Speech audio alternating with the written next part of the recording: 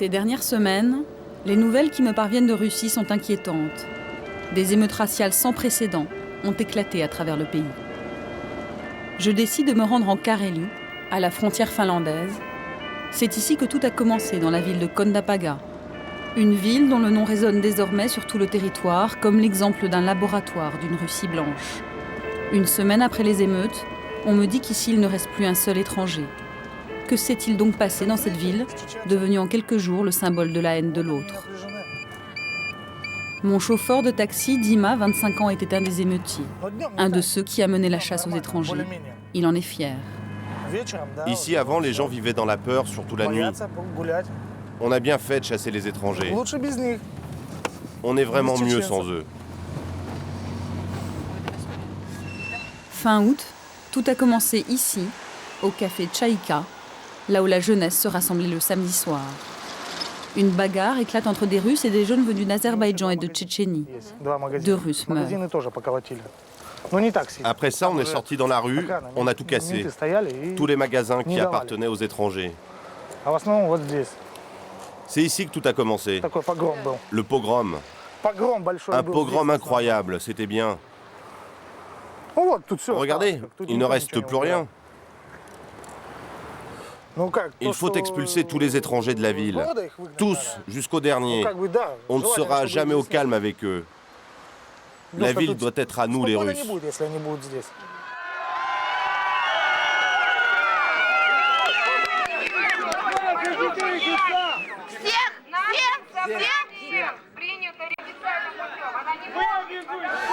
Kondapaga est fier de ses pogroms, ce mot d'une autre époque, d'une période tragique de la Russie. Au siècle dernier, c'était contre les Juifs. J'ai retrouvé ces images du début des émeutes, filmées par un habitant de la ville. La population est dans la rue, elle clame vengeance. Les visages sont jeunes, russes et pleins de haine.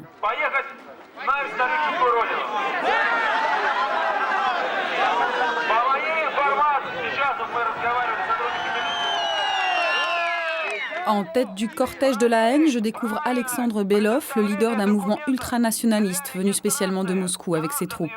Leur but, nettoyer la Russie. Ils donnent 24 heures aux étrangers pour quitter la ville.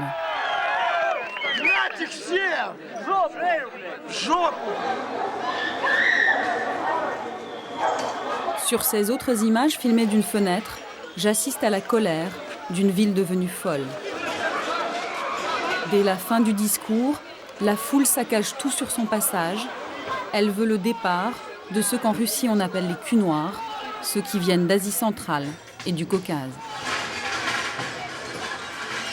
Des centaines de jeunes prennent d'assaut tous les commerces des Arméniens, des Géorgiens, des Azéris et des Tchétchènes. 3 jours d'émeutes, de pillages et de destruction. La police locale laisse faire. Le bilan est lourd, des dizaines de blessés et une ville mise à sac.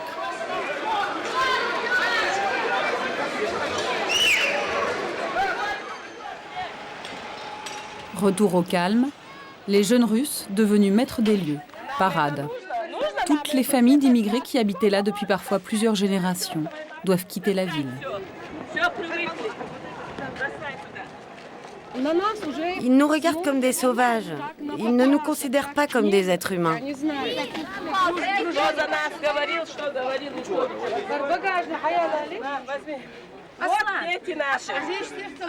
Regardez nos enfants. Ils ne sont pas pires que les enfants russes.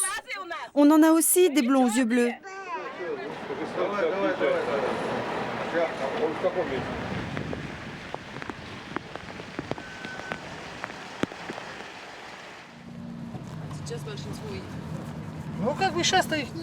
Aujourd'hui, les étrangers sont partis. Et ce sont les Russes qui font du commerce en ville.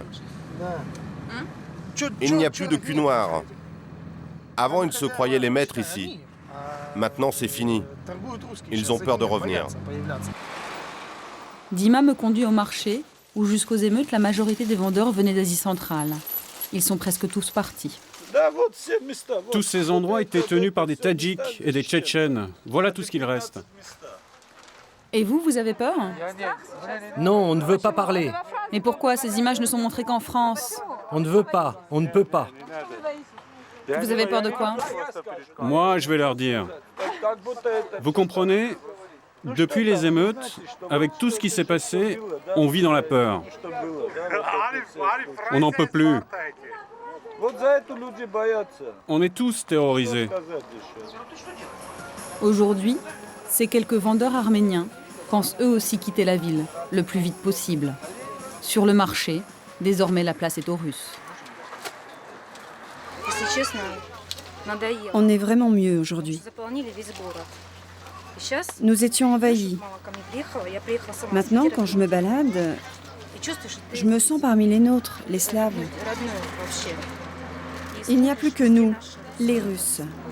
On respire, je me sens tranquille, enfin au calme. On est vraiment mieux entre Russes. Au moins, on peut faire du business. Avec les étrangers, il y avait toujours des problèmes. Une ville symbole, une ville blanche, exclusivement. Depuis, des émeutes similaires ont éclaté dans 10 autres régions en Russie.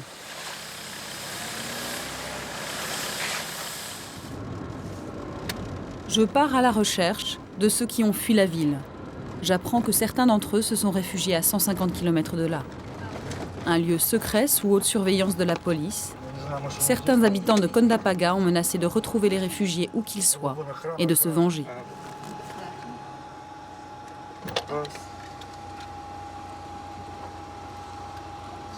Bonjour. Ce sont des correspondants de la télévision française.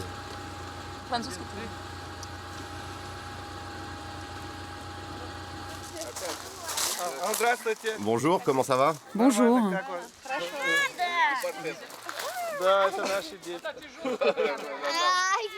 Après le rassemblement, ils sont devenus fous. Ils ont hurlé « On va découper en morceaux toutes les femmes et les enfants des étrangers ». J'ai à peine eu le temps de rassembler quelques affaires, j'ai pris mes 2 enfants et je me suis enfuie. Je ne veux plus jamais retourner à Kondapaga. Je ne suis pas kamikaze. Ils ont dit qu'ils me tueraient si je reviens. Oui. Ils ont dit ça? Oui, ils ont dit si tu reviens, on te tuera avec des cocktails Molotov. Toute cette haine, c'est le résultat d'années de guerre interminables dans le Caucase et aussi de la situation sociale dans la région. Ici, beaucoup d'entreprises ont fermé, les gens sont au chômage, les jeunes n'ont rien à faire. Alors, ils cherchent un bouc émissaire, un coupable. Et le coupable, à travers les siècles, ça a toujours été l'autre, l'étranger.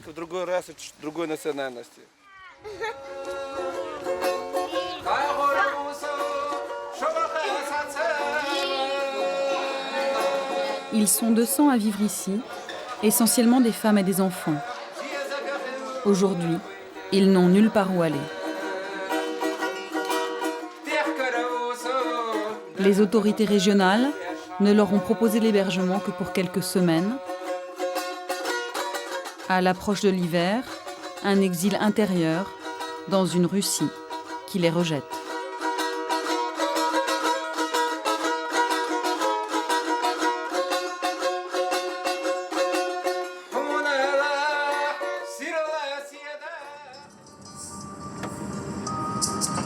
Je retourne à Kondapaga.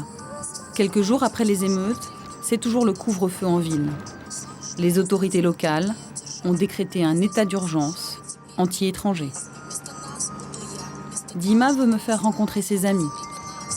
Depuis que le bar Tchaïka a brûlé, les jeunes se retrouvent désormais dans une salle de billard au centre-ville. Les copains de Dima ont entre 20 et 25 ans. La plupart d'entre eux ont pris part aux émeutes. Ces jeunes n'appartiennent pas à une organisation ultranationaliste, mais leur discours ne s'en éloigne guère.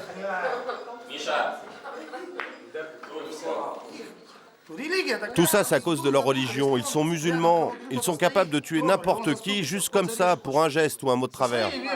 Ouais, c'est ça, ils te tuent en criant Allah Akbar. Tout ça, c'est dans leur sang. Dès l'enfance, on leur apprend à égorger des moutons, ensuite ils égorgent des hommes. On va se défendre nous-mêmes, on a des armes.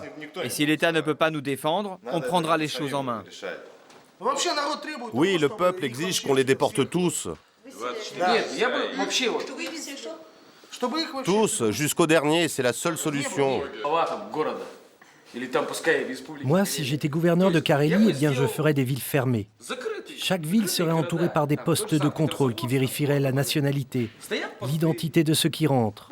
Ils noteraient les numéros de plaques d'immatriculation, les allées et venues, et les heures d'entrée et de sortie.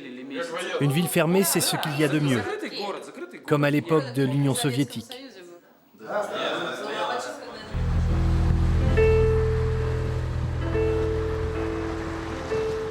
Je repense sans cesse à tous ces clichés racistes qui nourrissent les conversations de ces jeunes Russes. À ce fantasme collectif sur l'ennemi, de préférence musulman, l'étranger devenu l'envahisseur, le meurtrier sanguinaire, la cible à abattre. Le lendemain, je quitte la Carélie et sa folie nationaliste pour me rendre à Saint-Pétersbourg, à 500 km de Kondapaga. Là aussi, la ville n'est pas épargnée par les sentiments xénophobes. Ici, comme dans le reste du pays, 80% des Russes approuvent ce qu'il s'est passé en Carélie. Impossible de quitter tout à fait Kondapaga, la ville symbole est dans tous les esprits et dans les slogans de ces manifestants. Ils veulent reproduire partout ce qu'il s'est passé là-bas, chasser l'étranger. Ils sont quelques centaines ce matin, des familles mais aussi beaucoup de skinheads et d'organisations d'extrême droite. Toujours aux avant-postes des manifestations xénophobes en Russie, je reconnais l'homme qui haranguait la foule à Kondapaga. Depuis, il est devenu la coqueluche des médias russes. Excusez-moi, je dois y aller.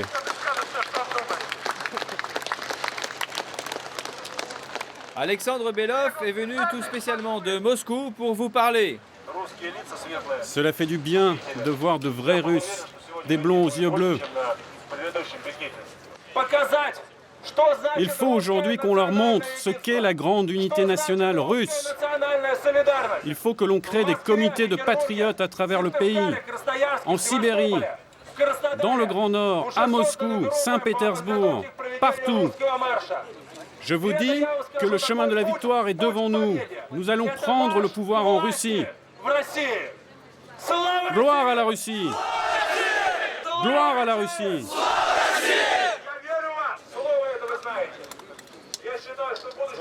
La Russie aux Russes, c'est normal. C'est comme la France aux Français. À qui d'autre? Aux Chinois, peut-être? Oui, moi je crois qu'il vaut mieux une guerre que de laisser les étrangers nous écraser. Mieux vaut encore la guerre. Bravo, vous avez bien raison. Et vous pensez que des émeutes comme en Carélie vont se reproduire? Bien sûr, après Kondapaga, il y a eu des émeutes dans une dizaine de villes russes. Ce n'est que le début de la révolte nationale. Le parti d'Alexandre Belov assure être un simple mouvement de citoyens. Pourtant, parmi la foule, j'aperçois des membres de l'Union slave, la principale organisation néo-nazie en Russie. Ils assurent le service d'ordre de la manifestation. Je vais à leur rencontre. Ils me donnent rendez-vous le lendemain.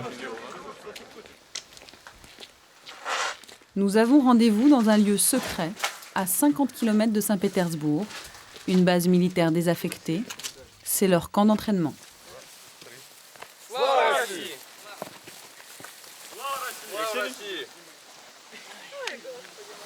Une fois par semaine, ils se réunissent par petits groupes. Ils s'imaginent en combattant de la race blanche. Ça, c'est notre instrument de libération nationale. Ils prônent le national-socialisme. Ils se disent ariens et fils d'Hitler. Qu'importe si la Russie a perdu 27 millions d'hommes contre l'Allemagne nazie. La cible du jour, un masque à gaz et l'étoile de David.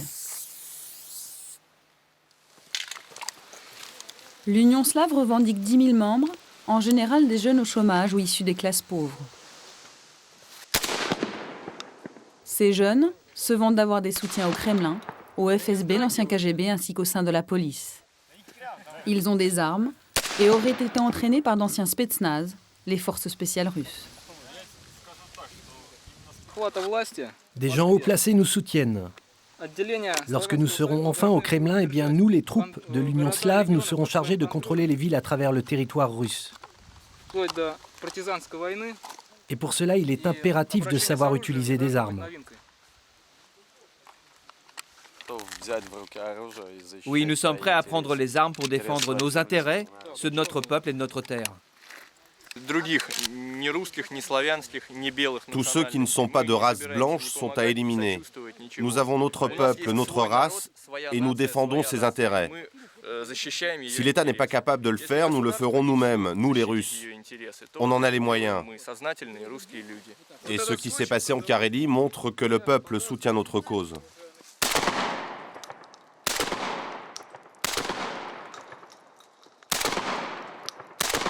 Ils rêvent de prendre le pouvoir.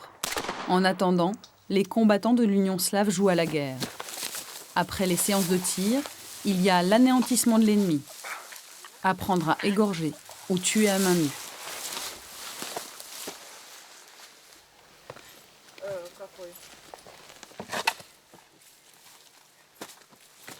Depuis les émeutes de Carélie, les jeunes guerriers de l'Union slave aiment s'afficher en ville, dans les lieux publics.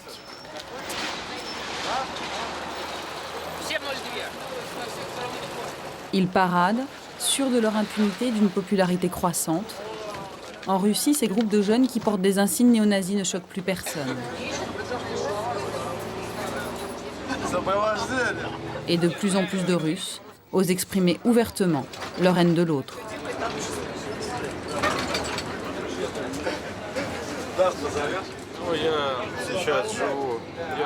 Moi, je suis professeur à l'université et je sens le danger qui est là partout.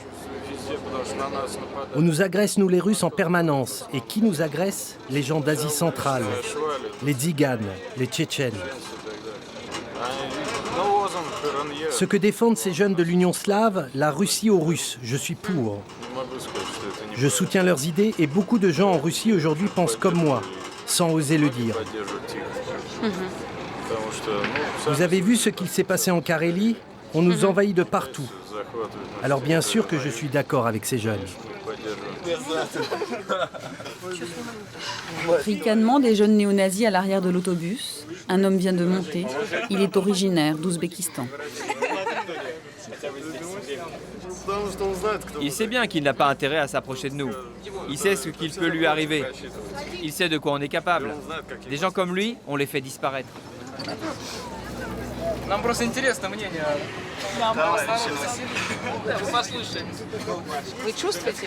Vous sentez que le racisme augmente en Russie? Je ne peux pas vous répondre.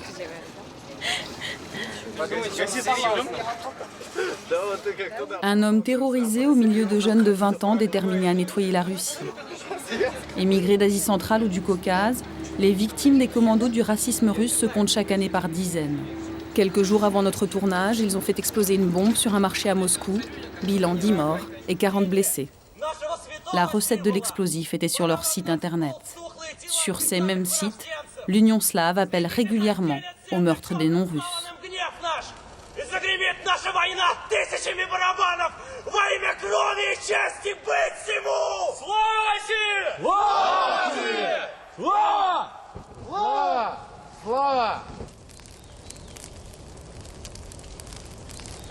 Effet de mise en scène, un mélange sordide, de mauvais goût et d'abject.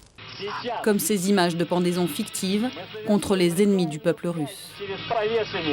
Этого таджикского наркоторговца. Этот подонок продавал наркотики детям. Белым детям. И за это сейчас он умрет. Ou cette recette grossière pour éliminer l'adversaire. Вот такие вещи. Автомат. Или же пистолет. Или еще лучше бензопила. Она особенно удачно подходит для уничтожения цыган.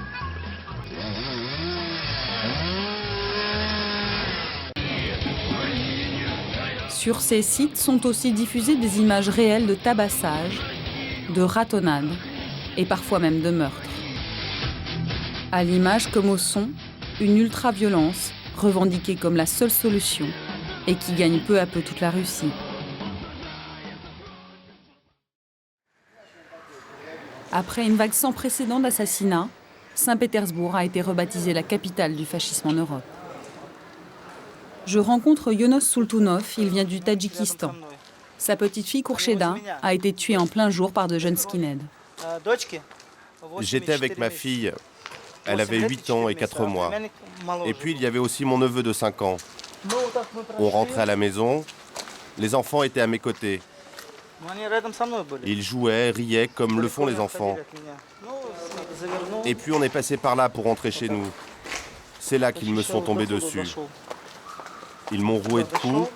Ils avaient des barres de fer, des matraques. Ils m'ont frappé à la tête. Je suis tombé, j'ai essayé de me relever, mais ils frappaient.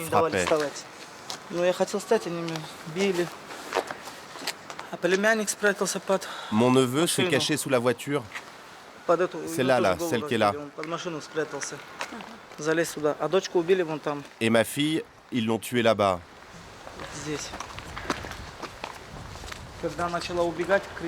Elle a commencé à s'enfuir, elle criait. Voilà. C'est ici qu'ils l'ont tuée.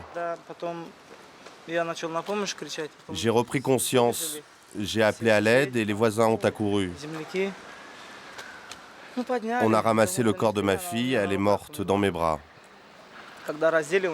Quand on lui a retiré ses vêtements, sur tout son corps, il y avait des traces de coups de couteau.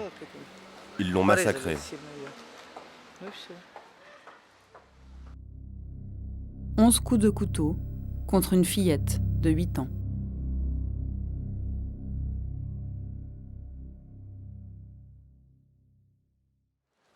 Les voisins de la famille sont encore sous le choc. Jamais un meurtre aussi violent contre une enfant n'avait eu lieu en Russie. Ce sont des jeunes, des adolescents de 15 ans qui sortent de l'école et qui se rassemblent dans la cour, comme ceux-là, là-bas. Des gosses de leur âge. C'est terrifiant ce qu'il se passe en Russie aujourd'hui. Ces jeunes ont tous des couteaux sur eux, des petits couteaux qu'ils cachent dans leur poche. Et comme la plupart d'entre eux détestent les gens d'Asie centrale, eh bien ils peuvent décider à n'importe quel moment d'en tuer un, tout simplement. 11 coups de couteau pour eux, ce n'est rien. Les assassins de ma fille étaient mineurs et les jurés, ils ont eu pitié d'eux. Mais pas de ma fille qui a été assassinée sauvagement. Ils ont été condamnés pour hooliganisme et non pour meurtre. Comment est-ce possible ?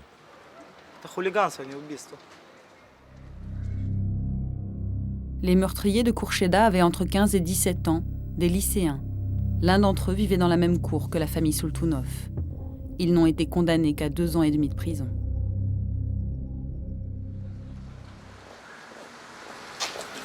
Ne filmez pas ici. Je retrouve les militants de l'Union slave, les commandos de la race blanche que nous avions filmés à l'entraînement. Ils me conduisent dans leur quartier général, un appartement au cœur de Saint-Pétersbourg. Ils se réunissent ici une fois par semaine. Depuis 4 ans, ils n'ont jamais été inquiétés. Une cage de néo-nazis qu'ils appellent le musée du national-socialisme. C'est ici qu'ils décident des actions à venir. Aujourd'hui, ils assument totalement les assassinats d'hier. Que pensez-vous du meurtre de la petite fille tadjik ? Mais vous en pensez quoi ? Dites ce que vous pensez. Le meurtre de la petite fille tadjik, elle a eu ce qu'elle méritait. Elle dealait de la drogue à l'école. Et voilà le résultat. Un patriote lui a donné un juste châtiment. Il a fait ce qu'il fallait faire. Pour que l'on tue, il faut une vraie raison.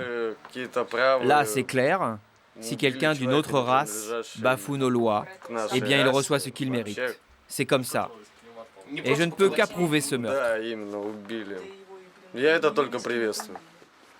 Mais elle n'avait que 8 ans. Comment pouvez-vous justifier le meurtre d'une fillette ? Et alors, cette petite fille, dans 10 ans, elle donnera naissance à 9 islamistes. Vous comprenez ? Nous, on ne fait pas de différence d'âge. Qu'elle ait 8 ou 20 ans, ça n'a pas d'importance. Un jour, elle grandira et elle souillera notre terre. Des jeunes de 20 ans qui revendiquent ouvertement la mise à mort d'une fillette sans craindre les conséquences, c'est bien là les racines du mal. Beaucoup d'experts en Russie pensent que si les groupes néo-nazis agissent avec autant d'impunité, c'est que le pouvoir les utilise pour créer un climat de peur à 1 an et demi des élections présidentielles. Je me rends dans la banlieue de Saint-Pétersbourg pour rencontrer Valentina Ozunova, qui étudie depuis 20 ans les mouvements d'extrême droite. J'ai rendez-vous dans un lieu secret. Valentina est menacée de mort. Son adjoint a été assassiné par des jeunes néo-nazis l'année dernière. La situation politique en Russie est très instable. Il est très possible qu'à un moment ou à un autre, le pouvoir aura besoin de se servir de ces groupuscules fascistes. Pour l'instant, il les garde juste sous contrôle. Ils savent très bien qui ils sont. Ils le savent parfaitement. Ils observent leur progression. Mais quand bien même le pouvoir réagirait aujourd'hui, le problème, ce sont les mentalités. C'est trop tard. La société russe est aujourd'hui à la recherche systématique d'un ennemi. Tant que les Russes auront peur en permanence de l'autre, de l'étranger, tant qu'ils ne se rendront pas compte que nos enfants ne peuvent grandir dans un monde basé sur la haine, le pays va vers une voie sans retour. Il est temps de reconnaître que nous sommes devenus des bêtes sauvages et qu'il faut revenir en arrière, parmi les hommes. Sinon, c'est la fin.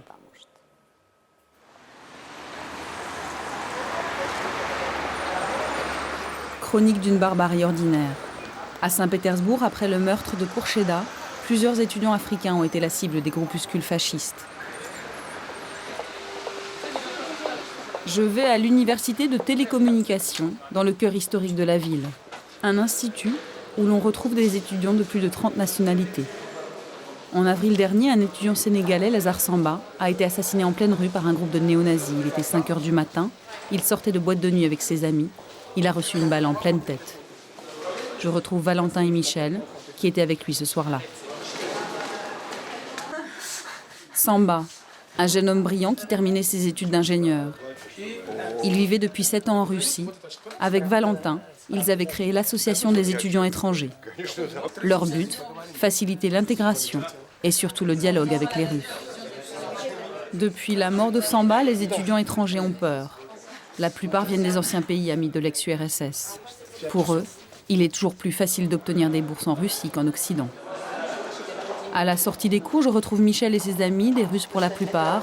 Tous sont encore sous le choc de l'assassinat de Samba.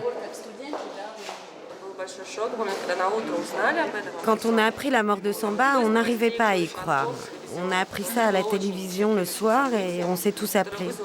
On ne pensait pas qu'une chose pareille était possible en Russie.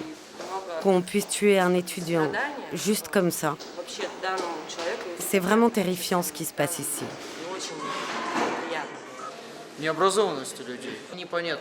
Tout ça, c'est à cause du manque d'éducation des gens. Je ne peux pas comprendre une telle attitude vis-à-vis des étudiants africains. C'est sans doute parce que la vie est difficile en Russie. De plus en plus de gens éprouvent du ressentiment, de la haine. Alors ils se retournent contre ceux qui parlent une autre langue, qui ont une autre couleur de peau. Moi, j'espère qu'avec le temps, la situation économique ira mieux dans notre pays. Les gens deviendront civilisés et alors il n'y aura plus ces crimes odieux. Lorsque Michel et Rémi sortent de cours, le danger est partout. Certains sites néo-nazis ont diffusé des photos d'étudiants africains comme cible à abattre. Au revoir. Bon courage, faites attention à vous.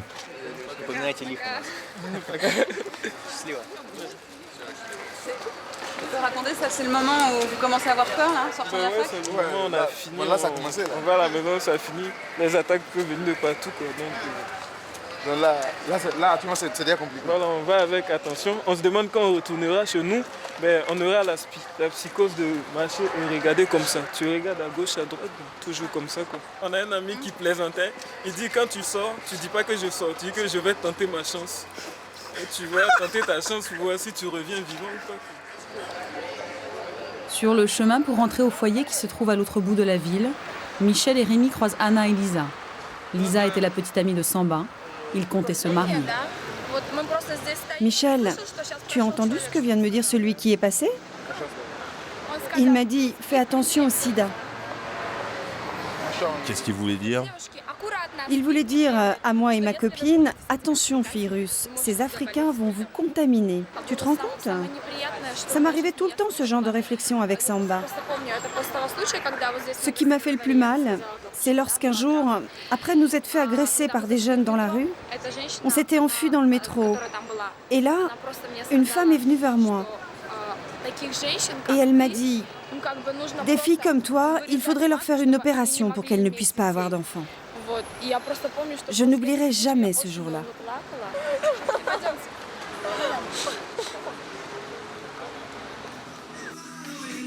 Le soir, je vais au foyer des étudiants africains, là où vivait Samba.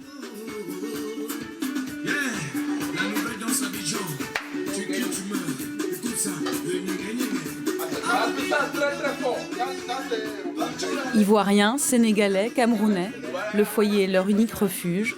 Depuis la mort de Samba, ils ont trop peur de sortir le soir.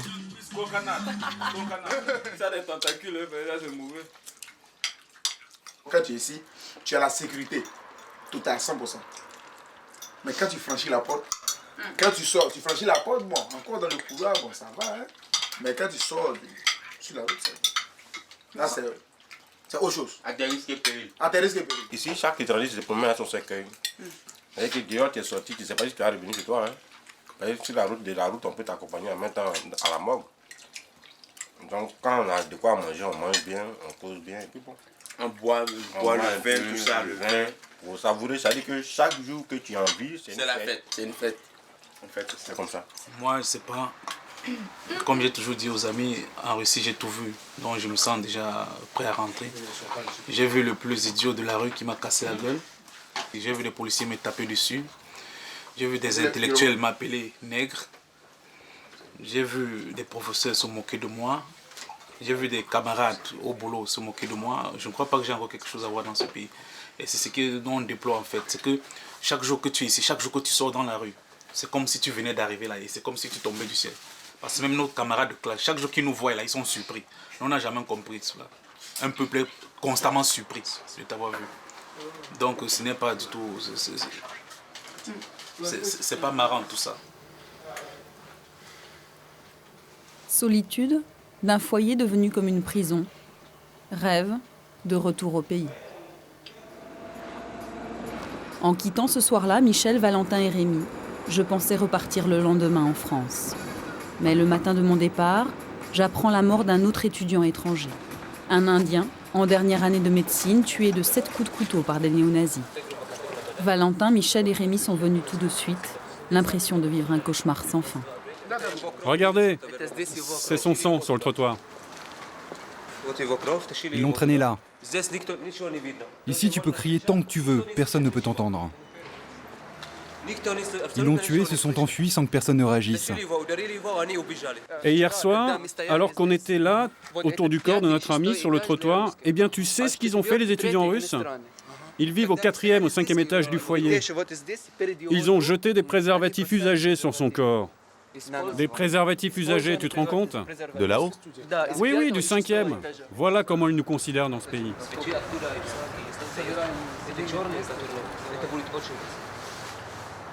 Mais c'est affreux, là, je sais pas, c'est très affreux, je sais pas.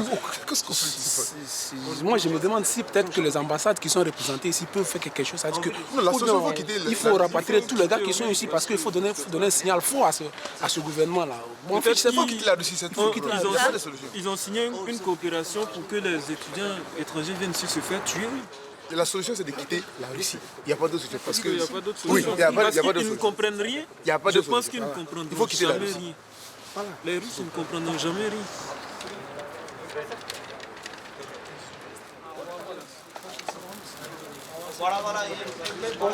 Symptôme de cette Russie qui s'enfonce chaque jour un peu plus dans la haine de l'autre, aucun étudiant russe ne s'est déplacé pour la cérémonie en mémoire de cette nouvelle victime du racisme. Il n'y a là que quelques dizaines d'étrangers, des étudiants, qui, comme Valentin, Michel ou Rémi, se retrouvent prisonniers d'un pays qui ne veut pas d'eux. Pris au piège de la fureur russe.